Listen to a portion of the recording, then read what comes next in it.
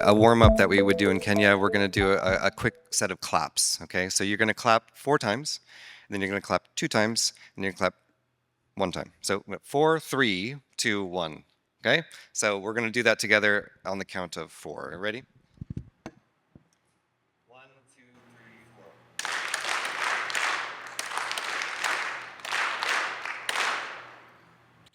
Just a little social synchronization. We do a lot of games in community groups around coming into some form of symbiosis together. So I was a physicist at the Stanford Linear Accelerator.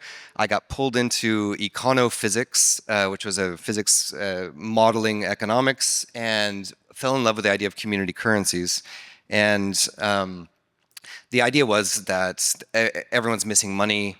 No one has enough money, so can we just make money? Can we go and create money in communities? And so I went to Kenya, worked with all kinds of community groups. I was a Peace Corps volunteer, I learned Swahili, and we started making paper bills back in about 2010.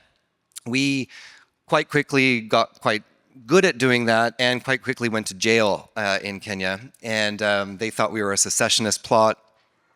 We won our court cases, and more communities started doing this. They were saying, well, we can create little barter vouchers, if you will. We would call them vouchers. They were backed by goods and services. They would be like gift cards that would be swapped around these communities. We moved into a database version because it was expensive to print those with security features. We moved into blockchain in about 2018, the first POA blockchain. We've moved 4 blockchains since then. Now we're on Celo, we're very happy there. We're soon to be more part of the Ethereum ecosystem. And there's been a lot of things that have changed along the way. We worked a lot with the Red Cross and World Food Program, and the groups that were creating these instruments now on blockchain, they were creating little ERC20 tokens that they were trading like a local currency. The groups that did amazingly well were doing this thing we call ROLA in academia. It's rotational labor associations. And so the last almost 5 years has been to really understand why they were doing 10x, 20x the impacts. They're building houses every week. They were doing way more than just pure market, right? They were doing something that their ancestors had always known how to do. And it took me about 10 years to sort of really understand what that was.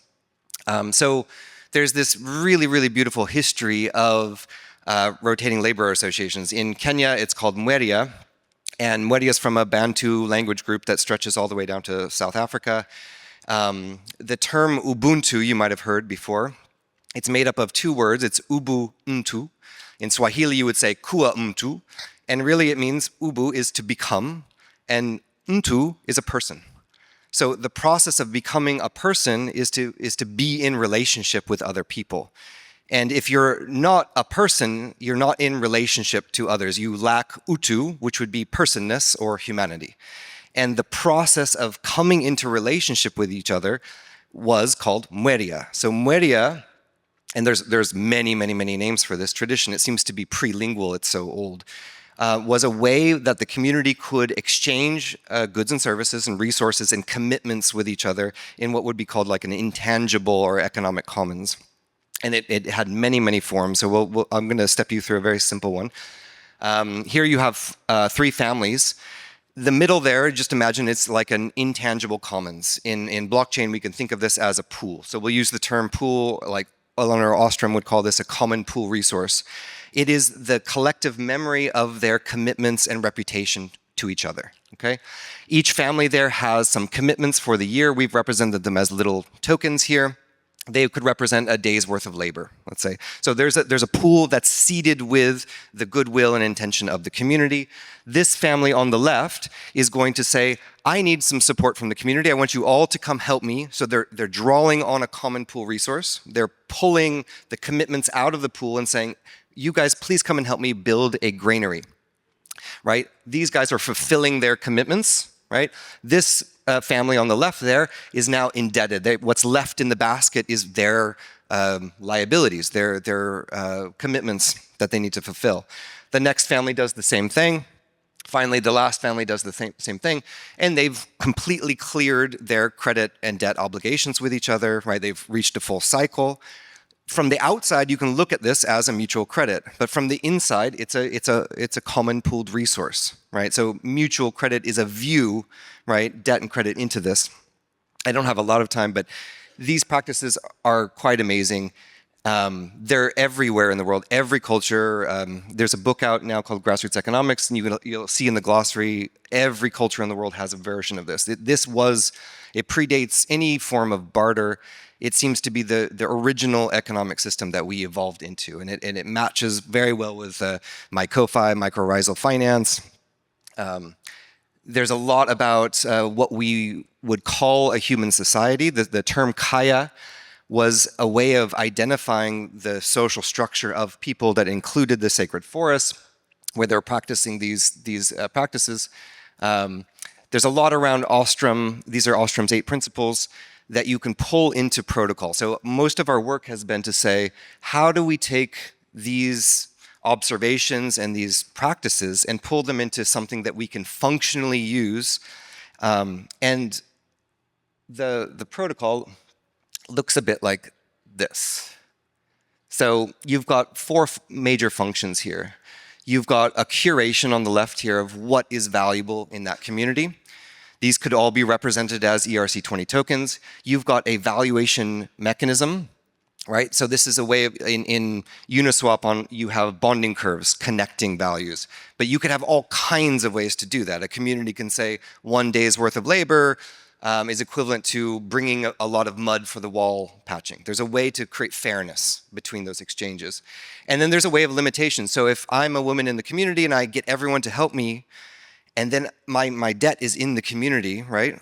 And if I don't help everyone else in the community, there's a limit to how much I can keep drawing from the community. And that would be paid back through things like forgiveness is possible, bringing a goat and a chicken and having a feast with everyone. There's all kinds of ways to limit the reciprocity to make sure that the ecosystem is going to actually survive. And then there's an exchange function. So we've got curation, valuation, limitation, and exchange. That might have been done in these rituals of rotational labor. It might have done in marketplaces. And that function, the basket, maintaining this, is something that is also a service to the community. And if you think of a mycorrhizal fungi doing the same role, it needs to survive as well. So there's an incentive, usually through fees on doing these practices. Like during the exchange practice, you're feeding the community, right? In South America, these would be called a minga, for instance. And then these structures, they don't scale, really. They're trust networks, right? It's Dunbar's number-esque, they get out to village size. But then you have one woman who is in multiple communities, right? She's part of another community doing funeral rites. And so they scale through connections between each other. And so that's really important to understand that, we're not trying to scale single trust groups, we're trying to create connections between them. We do a lot of work in Kenya around just realizing the abundance and going back and relearning how to do these ancient traditions, because mostly they've been lost. This is kind of some of the games and practices we do. We work with a visionary approach quite a bit. We make sure that everyone can access Ethereum or Celo blockchain without internet.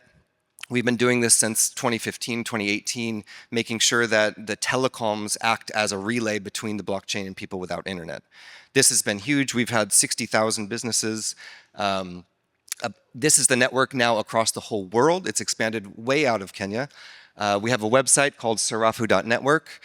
We have folks in Italy using this. We were just in Jackson, Mississippi, where they're putting millions of dollars into these pools of resources that they enable the community to swap in and out of. We work with Islamic finance groups as well, where they're considered those endowments. So there's a lot there. And if we kind of understand the basic formulation here, you have commitments, which are usually dollar worth of product, right? But they can be expressed in many different ways. This is a curation, right, of commitments across the community. And finally, I've got too many slides here. We're working with Red Cross to seed endowments into curated service providers around refugee camps.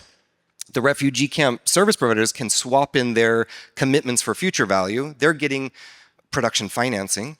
And it leaves them in a relationship where they now have credit against each other. So it's been a way to bootstrap, really kind of digest or compost the dollar into these reciprocal exchanges, right? And this is what they would call in the community Ubuntu. To become a person is to be in these relationships with each other. I think I'm going to pause there, but we've had a really, really amazing awakening around the humanitarian sector of being able to go into communities, recreate these traditional structures, and be able to leave that community with these systems in place on the blockchain. So the blockchain holding, you can imagine these as contracts on the blockchain, they can stay indefinitely as long as the blockchain exists. So that's been a way that we could avoid being worried about being shut down. Right, we can continue these, and they're starting to spread all over the world.